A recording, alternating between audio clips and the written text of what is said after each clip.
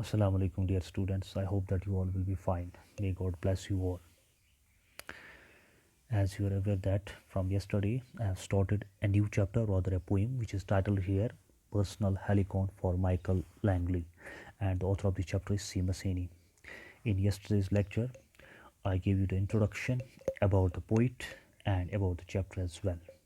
So we can say that in introduction, Seamus Heaney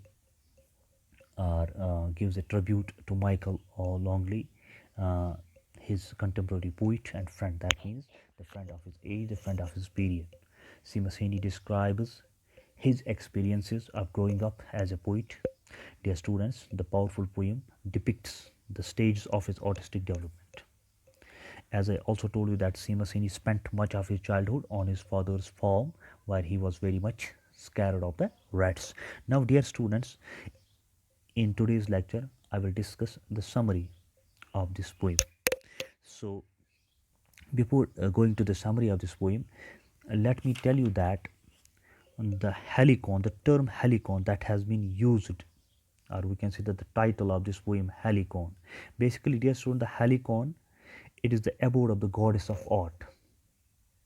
Abode, the residence, we can say that, or the dwelling place, the abode of the goddess of art. Goddess of art का ये abode होता है, घर होता है. So in Greek it is termed helicon. That means Helikon, or we can say, and it means that a mountain range in Boschia. It's a place where this is a mountain range. So this Helicon, it was the favorite seat of the muses, the goddess of the fine arts. Okay, dear students. So Helicon is basically here a Greek term that has been used in it, the abode of the goddess of art. Now, let us start, or we can say let us discuss the summary of this poem. Dear students, the poem starts just like this.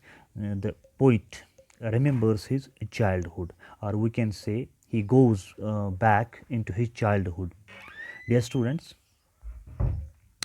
he says that as a child, or we can say that the poem begins by the remembrance of the poet about his childhood. So, as a child, the poet felt attracted towards wells and pumps. So, in his childhood, when poet was just like we can say a child, he felt very much attracted towards the wells and the pumps, or we can say that he had a great attraction for wells and pumps in his childhood. Dear students, the elderly people could not stop him from going to the wells and pumps with buckets and windlasses. So the elderly people uh, in his childhood could not stop the poet going towards the wells, going towards the pumps with buckets and windlasses. Windlasses means the rolling machine on which the rope is rolled in order to pull the bucket from the well. Okay, dear students. So, in his childhood, the elderly people could not stop the poet from going towards the wells and pumps with buckets and windlasses. Dear students, they had a great attraction for him. So, we can say that the poet loved the dark and deep depths. So the dark and deep depths, जिन्हें हम गहराइयाँ कह सकते हैं, the deep depths. The poet loves the dark and deep depths. Got here?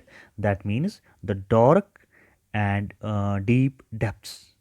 जो गहराइयाँ होती हैं कुएं की, the poet likes that. So the poet loved the dark and deep depths, the sky incapable of moving, and the smells of the waterweed, fungus, and wet moss. So these are, we can say that these are the likes of the poet in his childhood. So poet loved the dark and deep depths, the sky incapable of moving, and the smells of waterweed, weed growing inside the water, fungus and wet moss. You know that these are some plants that are growing inside the water bodies. Dear students, the poet remembers a well. Now, the poet remembers a well in a brickyard where the wooden board top had decayed on account of the passage of time. So now the poet remembers. Now we can say the first well, which was in a brickyard. Yard, you know that. Uh, so we have got the yard in our houses, whether it is the front yard or the backyard of the house. Okay, so brickyard means that yard where और which is made up of BRICS, जहाँ पे BRICS रखे जाएंगे that means A brick yard, या जहाँ पे BRICS लगाते हैं that's called a brick yard. So the poet remembers a well that was in the brick yard. Okay, but the wooden top of that very well had decayed on account of time or with the passage of time.